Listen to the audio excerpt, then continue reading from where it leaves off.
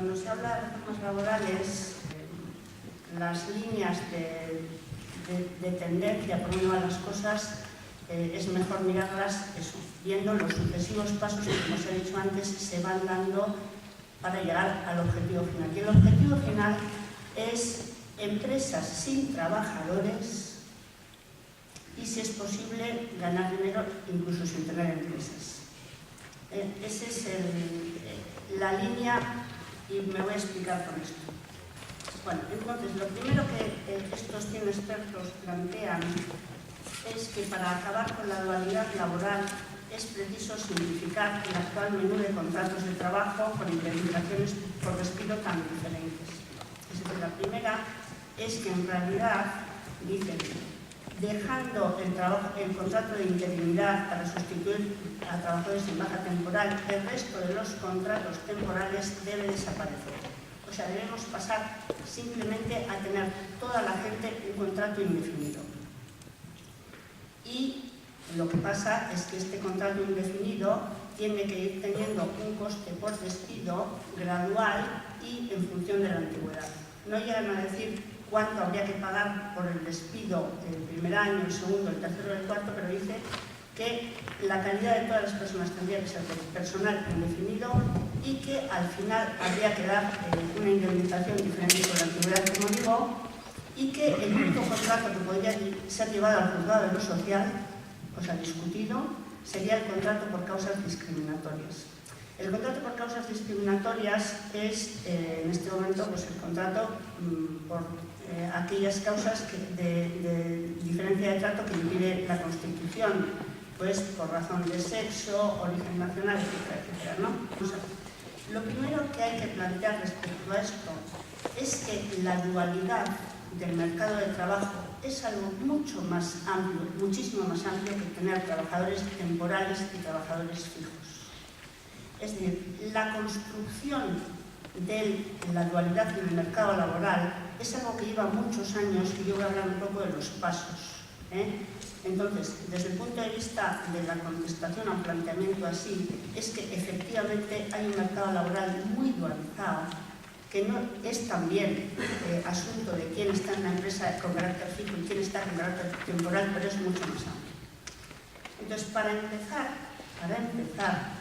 y es ahí donde justifico el tema de que el ideal es no tener trabajadores, es que lo que se está haciendo es, bueno, la primera y por cierto reciente ya plasmación legal del tema es si se puede a la gente no tenerla ni como trabajadora, sino contratarla como autónoma.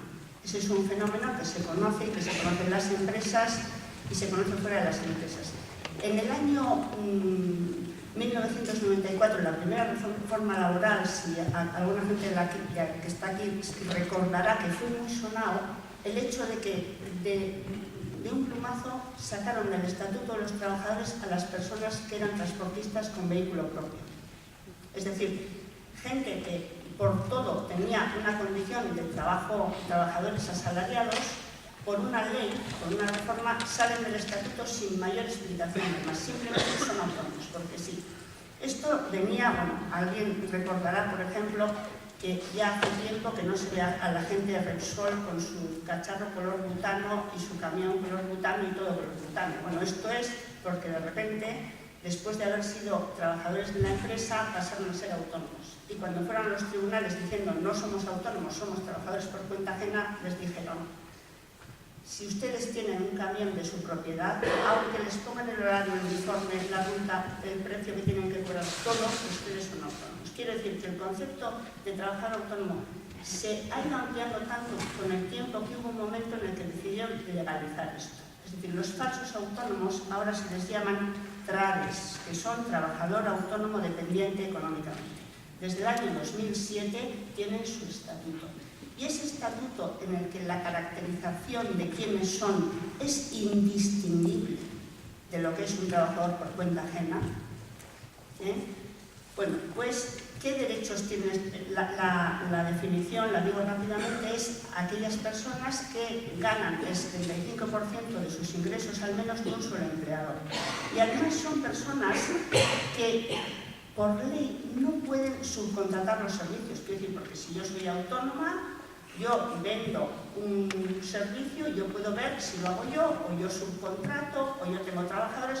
Bueno, pues los trades son gente que, para ser así, no tienen nadie contratado, no pueden subcontratar la actividad, reciben órdenes para la ejecución del contrato de su empleador, que no es empleador, que es quien les ha hecho el contrato mercantil, y etcétera, etcétera. Entonces, esta gente, en el momento en el que se hace esta norma, salió bastante información de cuánta gente había en esas condiciones, autónomos sin trabajadores que trabajaran para ellos, y eran 1.800.000 personas.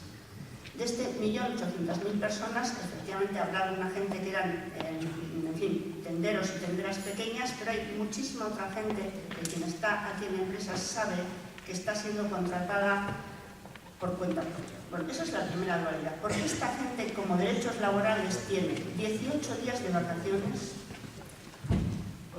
permisos por razones familiares solo si las razones son graves y sobrevenidas, no pueden, o sea, no tienen derecho a ninguna jornada completa de trabajo, no tienen derecho a ningún ingreso concreto, a ningún salario concreto, o sea, todo queda, como es un contrato mercantil, a la libre albedrío de las partes. Claro, como esto es mentira podrida y son trabajadores por cuenta ajena, hay una parte en la que sí se les ampara de la misma manera que al trabajo por cuenta ajena, que es el accidente laboral. Es decir, un autónomo normal, de verdad autónomo, no tiene accidente in itinere, por ejemplo, y un trade sí. Un autónomo cualquiera puede escoger si quiere o no cubrir sus contingencias profesionales o accidente de trabajo. Un trade no lo puede escoger, tiene que pagar para cubrirse esa prestación.